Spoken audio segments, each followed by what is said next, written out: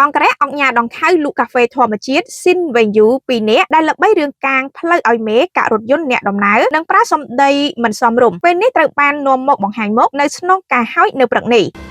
ក្រោយពីលោកឧត្តមសេនីយ៍ឯកជួននរិនអគ្គស្នងការរងនគរបាលជាតិនិងជាស្នងការនគរបាលរាជធានីភ្នំពេញនៅយប់ថ្ងៃទី25វិច្ឆិកាឆ្នាំ2025ម្សិលមិញបានដាក់បទបញ្ជាបន្ទាន់ដល់កម្លាំងជំនាញឲ្យស្រាវជ្រាវតាមស្វែងរកជនស៊ីវិល2នាក់ជិះម៉ូតូករថយន្តពលរដ្ឋបង្កភាពភ័យខ្លាចលើដងផ្លូវសាធារណៈនាំមកសួរនាំពេលនេះនៅព្រឹកថ្ងៃទី26វិច្ឆិកានេះអង្គរៈ2រូបនោះត្រូវបានសមត្ថកិច្ចនាំមកបង្ហាញមុខនិងសាកសួរនៅស្នងការដ្ឋាននគរបាលរាជធានីភ្នំពេញហើយការនាំខ្លួនបុគ្គលទាំង2នាក់ទៅសួរនាំបន្ទាប់ពីប្រជាពលរដ្ឋដែលជាអ្នកដំណើរតាមដងផ្លូវបានបង្ហោះវីដេអូនៅតាមបណ្ដាញសង្គមបង្ហាញអំពីសកម្មភាពមិនគួរគប្បីរបស់ពួកគេដែលជិះម៉ូតូតាមការពារឡានមួយគ្រឿង Mark Land Rover Defender ពាក់ផ្លាកលេខកម្ពុជា TTM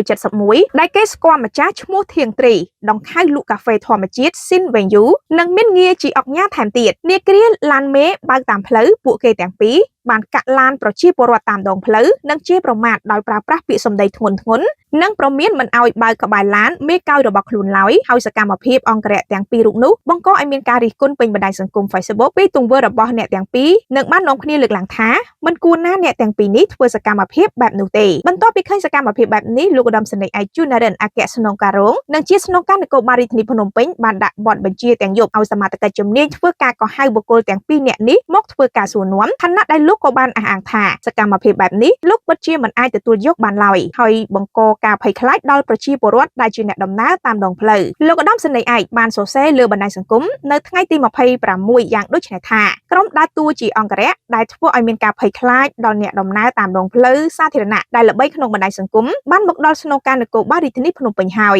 បាននៅមានបែបនេះទៀតសូមបញ្ឈប់ជាបន្ទាន់ខ្ញុំមិនអនុញ្ញាតឲ្យមានបែបនេះក្នុងសង្គមដែលប្រជាជនយើងស្អប់ខ្ពើមនោះទៀតទេចំណែកម្ចាស់រថយន្តពាក់ស្លាកលេខកម្ពុជា TTM